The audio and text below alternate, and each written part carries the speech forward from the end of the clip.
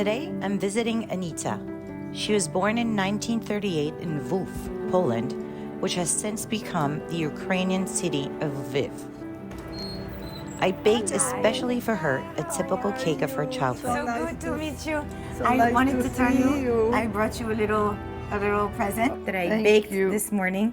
It's Oh. a lekker. My Thank grandma you so taught me. much.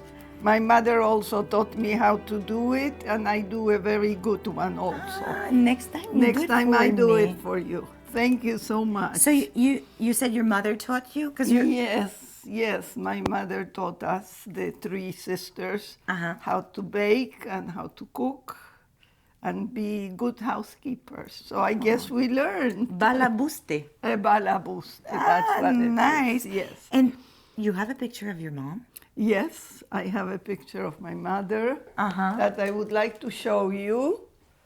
Here she is with Golda Meir. Show me. Oh my God, when was that? This is done in the 50s in Lima, Peru.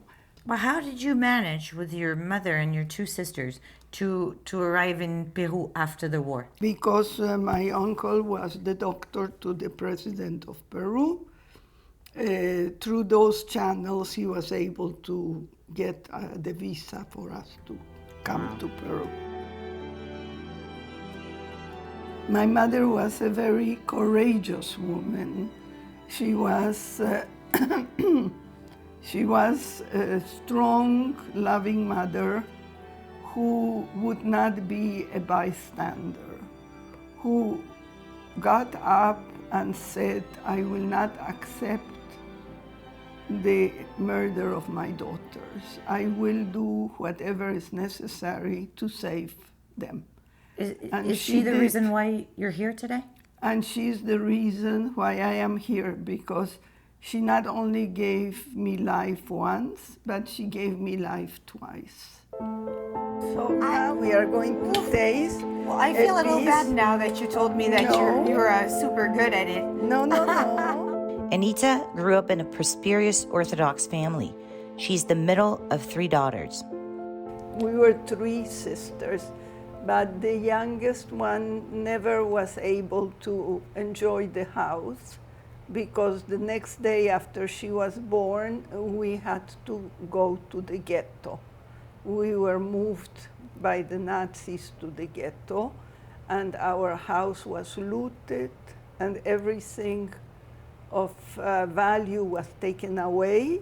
I recall walking, holding on to my mother's skirt on one side, my oldest sister holding on the other side, my youngest sister baby in arms of my mother, and my father carrying two little suitcases.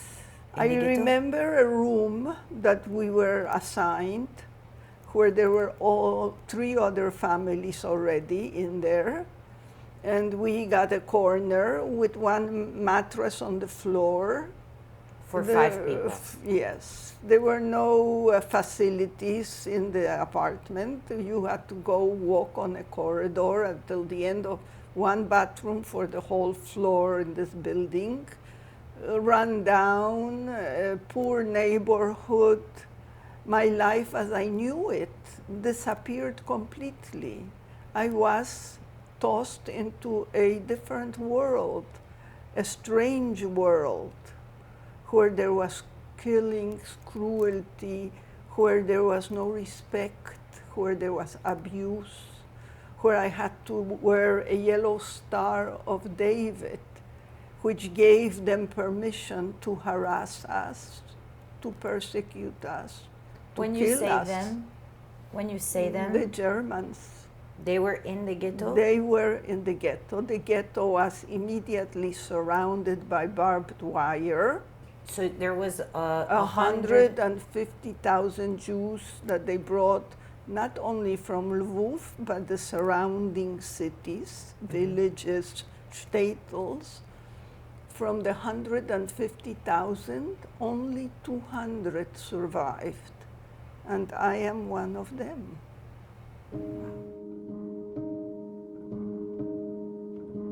There were rumors, people heard things, but nobody expected, nobody imagined what was going to happen to us. Nobody imagined the anti-Semitism that would grow to such extent, the desire of the Germans to exterminate a whole people was unimaginable. The cruelty that they displayed, the hatred, the persecution, and the way they dehumanized us was impossible to imagine. One day I was sitting with a cousin of mine and playing. She was a little older than I. Probably I was 4 years old or something like that. And we were sitting on the street in this corner playing in the dust. And an officer, a Nazi officer, a German, comes by, looks at us and says, "Would you like this piece of chocolate?" Can you imagine? We opened our eyes big. Chocolate. I didn't even know what chocolate was. We both got up and we ran to him. My cousin was faster than I, and she got there before me. He picked her up, sat her on his lap. With one hand, he gave her the chocolate, and with the other one, he took out his revolver and shot her in the head. Is this a human person? This is a boy of 20-some years, maybe less. And your cousin, she was 5 years old. And she was 5 years old. And I'm She sure dusted himself off. She fell on the floor. He walked away without as much as a glance. Where was his humanity? Where was his heart, his feelings? How can a human being do that? So what was the name of your cousin? The name was Ruja, Roja. And she was 5 years old. and she was 5 years old. Did you understand right away what happened? I realized that she was dead, and I ran away with so much fear. I was completely out of control. I ran to my mother, I cried, I didn't know what was going on and why. What did she do wrong? The Germans decide to empty the ghetto and have no intention of keeping the children alive. In the ghetto, the Germans, when they came with their armies, the officers, they brought with them their German wives and children. But every day they came to visit their husbands. I had long hair, blonde braids. Mm-hmm. I was really very Aryan looking. My mother also, as you can see in the picture, she had a very tiny nose. Fair skin. Yeah, fair skin, green eyes. So my father and my mother made a plan that my mother would mingle with these women and children and walk out of the ghetto. And in order to succeed doing that, my father could not come with us. She promised that if we were successful, she would somehow find a way to get him out of the ghetto. And so the next day, she dressed us, she combed us, my braids, and we mingled at 5 o'clock, I don't know what time, and we left the ghetto with these women. And we walked to the train station, and my mother boarded the first train. Without any papers? Without anything, without knowing where it was going. We got on the train and we left. And she sat next to a woman, and the train stopped at many stations. And the first station, my mother said she was getting off the train to get milk. And if the woman would take care of the children and look at the bundles. And my mother took 5 or 10 minutes and she was back. And suddenly she starts to move the bundles and she says to the woman, "Where's my purse?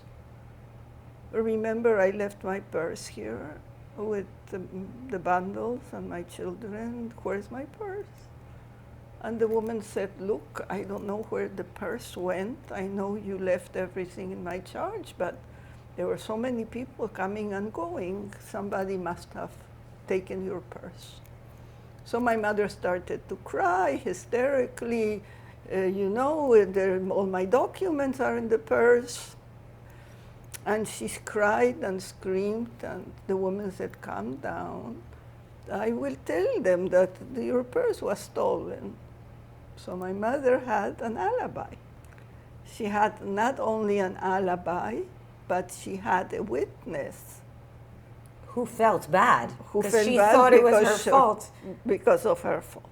So when the conductor came and the Nazi checking the IDs, the woman gave her testimony and she said, I know, I saw, I was there, I'm here. And so they let us go. Her mother's managed to obtain fake papers for all of them. She rents a small house and finds a job that allows her to feed Anita and her sisters. A few months later, her father also manages to escape the ghetto, but the children should never know that he's hiding in the house. One day I was very sick, and so they thought I was really not going to make it. I was going to die. My temperature was way high. I was already half delirious, so my father came. He came to me, he sat with me during the night, and he held me in his arms, and he took off his scarf, and he put it around my neck. And the next day, I got better, luckily, and obviously. And I asked my mother, "Who is this wonderful man who sat here with me, held me, and kissed me?" And my mother said, "You were delirious. There was no one here. You dreamt that there was, but I assure you there was no one. But I had the scarf. Do you want me to show you the scarf now? I have it." You have the scarf? I never saw him again, and I still have it now. And it's really it's falling apart, you see. That is the only thing that I have from my father. And that's the last time you saw him? And this is the last time I saw him.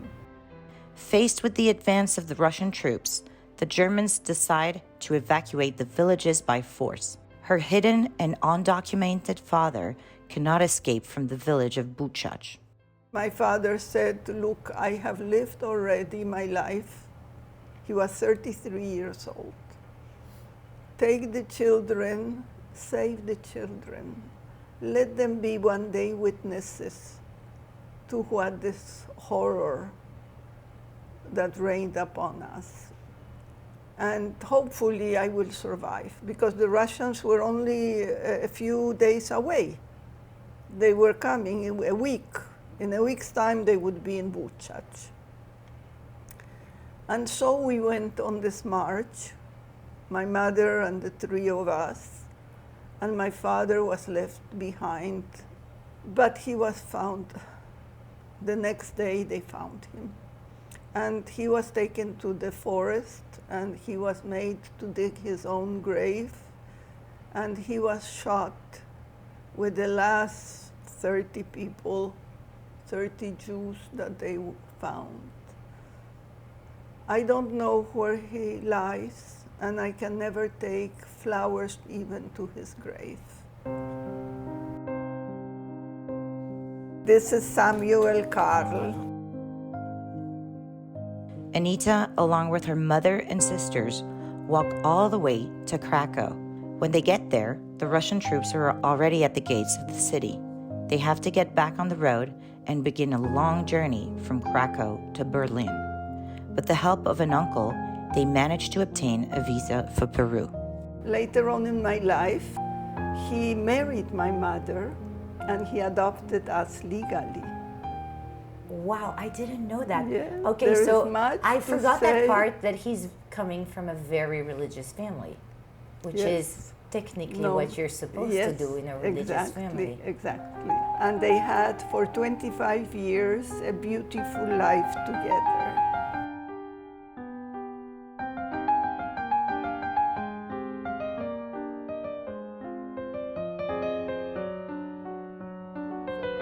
Wow, you have a lot of pictures here too. Yeah. My daughter, my son, all of these are my grandchildren. This is my duty in life because But a duty towards whom? to humanity and to our history, trying, of course, that this would never happen again. Humanity must learn that there are other ways to settle our differences, not through bombs, not through killing. So what do you think about what's going on today in Ukraine? It is a very, very sad picture because I am afraid that they have not looked to the past and they are having a history that repeats itself. Anita, I mean, honestly, thank you for all your wise word, for the life lesson, for the tears that came out of my eyes because I usually don't cry. You are very, very welcome, and I am so happy that you came and that this is going to be a project for the next generations and everybody will be able to see it and I hope learn from it. Thank you so much. You are Thank very you. welcome. Thank you so much, Anita. Bye, Bye-bye. Shalom. Shalom, shalom.